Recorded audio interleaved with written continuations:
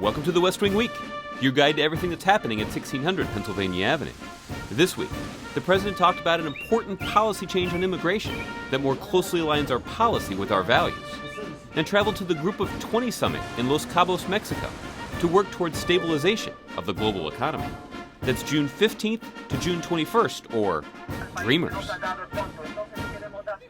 Friday afternoon, the president stood on the Rose Garden steps and discussed steps his administration is taking to defer action against young people who are low enforcement priorities, making the nation's immigration enforcement policy more just and more efficient. This morning, Secretary Napolitano announced new actions my administration will take to mend our nation's immigration policy, to make it more fair, more efficient, and more just, specifically for certain young people, sometimes called dreamers. The Department of Homeland Security is taking steps to lift the shadow of deportation from these young people. Just outside the gates of the White House on Pennsylvania Avenue, an emotional crowd gathered to express their support for the administration's announcement. To further explain what this means, we put Cecilia Munoz on the clock.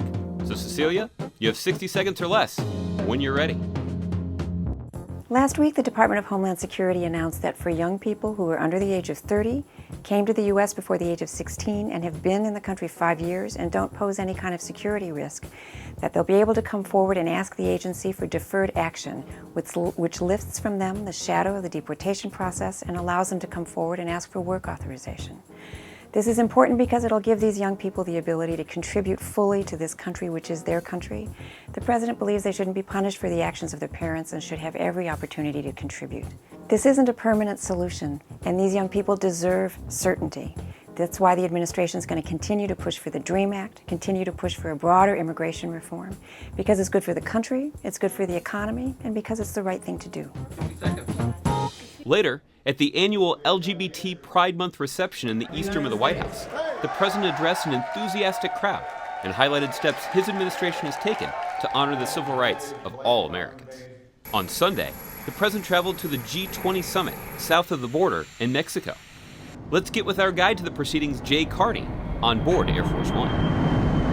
The G20 is where leaders gather to discuss global economic events, global economic policy, and issues that are confronting the most powerful economic countries in the world.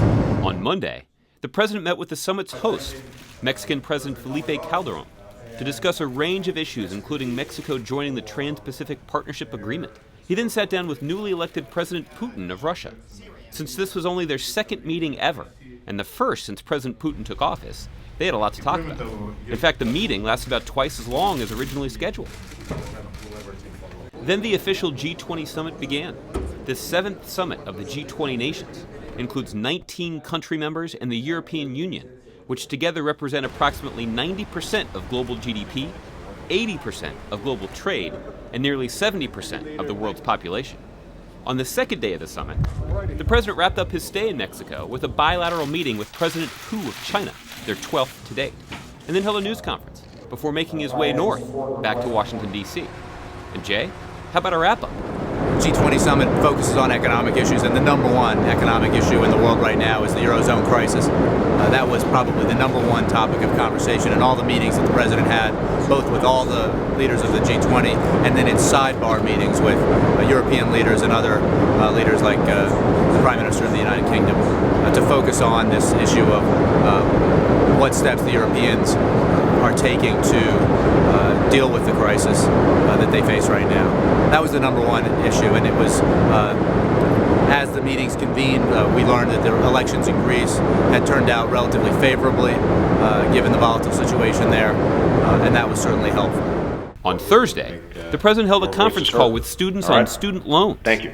And then spoke in the East Room on the need to urge Congress to prevent student loan interest rates from doubling on July 1st. Use the hashtag, don't double my rate.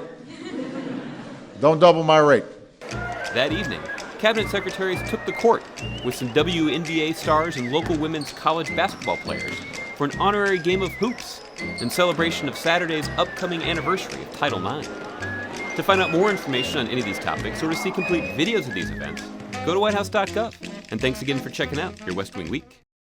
Todo o povo brasileiro. Yes, perfect. Is that good? Yes. Okay, I'm not going to make a fool of myself. It'll be your fault. I'll take that.